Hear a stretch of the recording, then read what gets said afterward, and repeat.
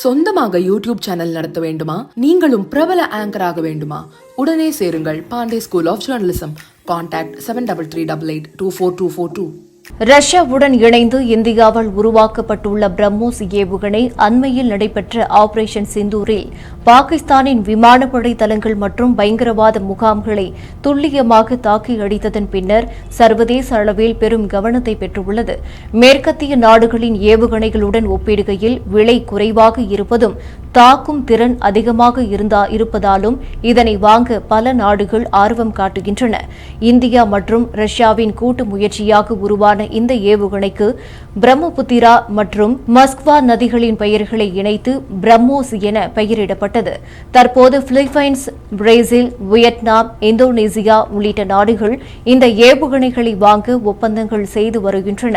மேலும் Thailand, Singapore, Brunei, எகிப்து, Saudi Arabia, ஐக்கிய அரபு Emirates, Qatar, Oman, chilli, Argentina, Venezuela ஆகிய நாடுகளும் ஆர்வம் காட்டியுள்ளன. இரு நாடுகளும் குறிப்பாக கடலோர பாதுகாப்பு மற்றும் கடற்படை துறையில் தங்களது திறன்களை மேம்படுத்தும் நோக்கில் பிரம்மோஸ் ஏவுகணைகளை வாங்க திட்டமிட்டுள்ளன. இந்த ஏவுகணையின் சிறப்பாக இது 290 முதல் 400 கிலோமீட்டர் வரை இலக்குகளை துல்லியமாக தாக்கும் திறன் கொண்டதாகவும் கூடுதல் வளர்ச்சியின் மூலம் 650 கிலோமீட்டர் வரையிலும் தாக்கும் திறனை பெற்றுள்ளதாகவும் தெரிவிக்கப்பட்டுள்ளது. மேலும் இதனை போர்க்கப்பல்கள், நீர்மூழ்கிகள், போர் விமானங்கள் மற்றும் நிலத்தில் இருந்து என எங்கிருந்து வேண்டுமானாலும் ஏவ முடியும் என்பது இதன் முக்கிய அம்சமாகும். உலகளாவிய சந்தையில் பிரம்மோஸ் ஏவுகணை இந்தியாவின் ராணுவ தொழில்நுட்ப திறனை வெளிப்படுத்தும் முக்கிய சாதனையாக திகழ்கிறது.